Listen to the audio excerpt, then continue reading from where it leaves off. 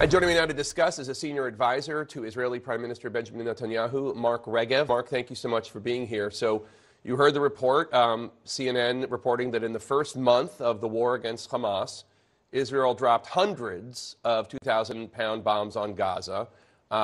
Is that going to be the plan going forward, still using these giant so-called dumb bombs that are not as precision as other munitions the IDF has? I would reject any allegation that Israel is somehow acting in a way that would be considered against the rules of armed conflict. I've been in meetings with U.S. officials where we've demonstrated, we've shown our rigorous process of target selection. We don't indiscriminately bomb. It's always based on intelligence. We always look at issues like collateral damage. We always look at the sort of ordnance that is right for the specific target. There's a process you have to tick all the boxes until the decision is finally taken to use that sort of ordnance. And I was told that a few weeks ago when that brigadier general from the IDF briefed members of Congress, that when members of Congress asked about the use of these so-called dumb bombs, not precision munitions, that the general said that they were needed to go after the tunnels where Hamas is. Is that the reason?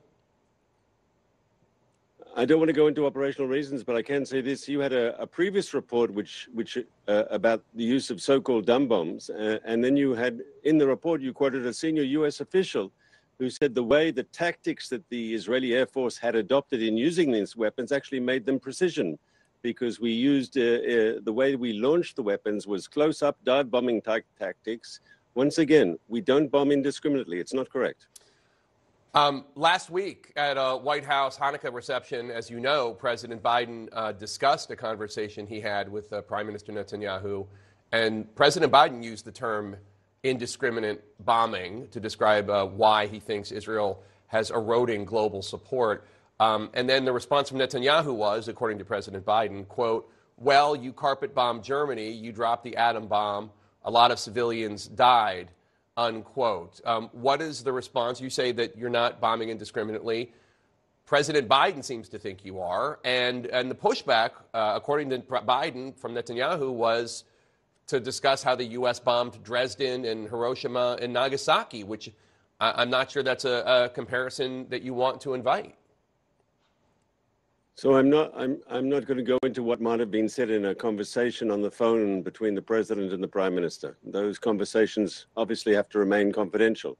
But I can say this. I think when we compare the use of weapons by the Israeli military and you compare that with other Western militaries in similar situations, when let's say America or your allies have been fighting terrorists in urban areas, I think the efforts that we utilize to safeguard civilian populations, giving them warning messages, asking them to leave areas of combat, phone calls, dropping leaflets, actually specifying now which areas they can go to, I think we go above and beyond many others in our efforts to safeguard the civilian population.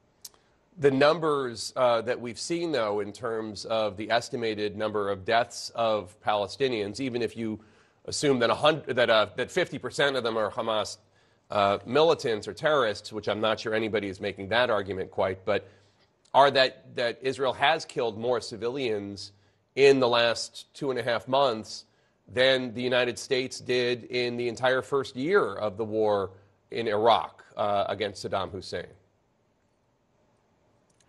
So, as Secretary Blinken just said, what was it, 2 days ago?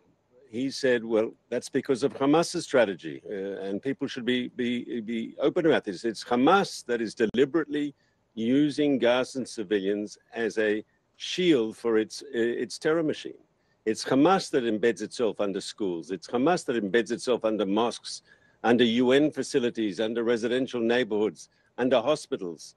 They have, through their strategy, deliberately endangered Gaza civilians, and we are trying to make a maximum effort in our war against Hamas to try to get civilians out of the crossfire. But it's very, very, very difficult.